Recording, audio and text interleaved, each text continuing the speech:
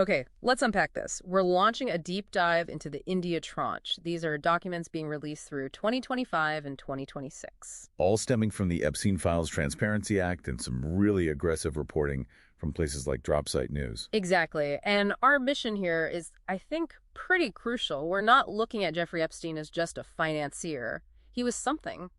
Well, something more. Right. The source material paints him as a super broker, basically an unregistered agent of influence working right at that intersection of, say, Western intelligence, Israeli interests, and global oligarchs. And today we're focused on the three main points of contact in these India files. The industrialist Anil Ambani, Prime Minister Modi, and then some of the diplomatic contacts. Yeah, so let's start with Ambani. To really get the corporate side of this, you have to remember how volatile 2019 was. PM Modi is consolidating power, but Anil Ambani is facing a complete crisis. An existential one. Yeah. I mean, his company, Arcom, was bankrupt. He was staring down a monumental debt. What was the number again? 45,000 crore rupees. That's about, what, 5.4 billion US dollars? He was even facing the threat of jail time. So this financial chaos, it's not just a business story. It becomes a gateway. It's a gateway for influence, absolutely. Ambani's big move was a desperate pivot into the defense sector with Reliance Naval. And the emails show he saw Epstein as this critical channel. A channel for what, exactly? For geopolitical access that his failing empire just couldn't get on its own anymore. And the evidence of what he was willing to trade for that access is, well, it's profound. The leaked emails have explicit references to sharing sensitive VVIP movement data. And not just any data. Specifically, Prime Minister Modi's travel schedules for his U.S. visits.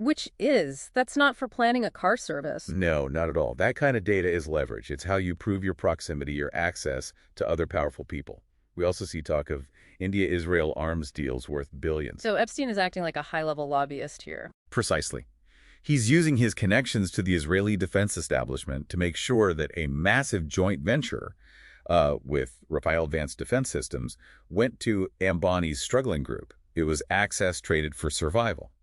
And that access, that utility Ambani had, that brings us right to the most politically charged part of this deep dive. The political gambit. Yeah.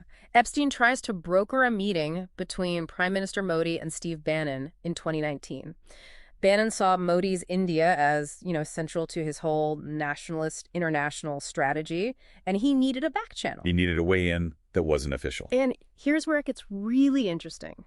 The source material points to this one cryptic phrase in the emails between Epstein and Bannon, Modi on board.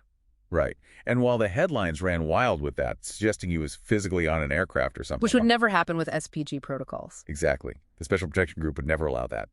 A rigorous analysis shows on board was just diplomatic speak. It meant the PMO, the Prime Minister's office, had accepted the proposal for a meeting. So, if Ambani was so financially compromised, why use him? What does that tell us? It reveals the whole mechanism. Ambani was the lever, the domestic link used to relay that acceptance. It's a classic Track 2 diplomatic effort. Track 2 being the unofficial, non-governmental route. Yes, deliberately bypassing the official Ministry of External Affairs. It's that perfect intersection where Ambani's private desperation met the state's interest in having a back channel to the U.S. inner circle. Before we wrap up, we should touch on Epstein's wider diplomatic infiltration, the UN circuit. Oh, yeah.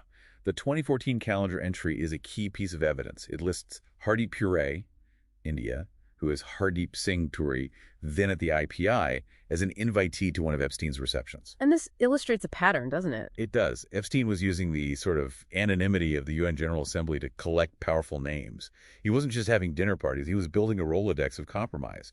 He was laundering his influence among the global elite. So what does this all mean, then? The India files fundamentally reveal what you could call a shadow diplomacy. They show how financially compromised oligarchs and foreign influence operations were able to penetrate India's defense and diplomatic processes. Through these irregular, unofficial channels. Exactly. The investigation strongly suggests that India's defense procurement and even access to the highest levels of government were effectively privatized. They were traded by desperate figures. So as more of these documents are unsealed in the U.S., the final question for you to think about is this. What specific national security vulnerabilities remain exposed to those who collect leverage instead of loyalty?